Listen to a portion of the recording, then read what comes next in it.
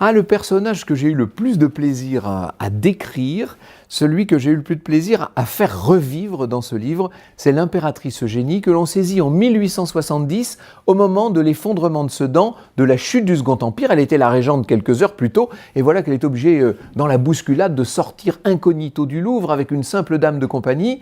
Elle va se réfugier chez son dentiste et puis là, on attrape des voitures de louage, on passe par des auberges totalement impossibles. Vous imaginez, c'est quand même l'impératrice des Français qui se retrouve à dormir, j'allais dire quasiment à la belle étoile. Bref, c'est une course à l'échalote haletante que j'ai pris un grand plaisir à faire revivre au lecteur heure par heure, et il y a des moments où j'avais l'impression d'être assis à côté d'elle dans la voiture.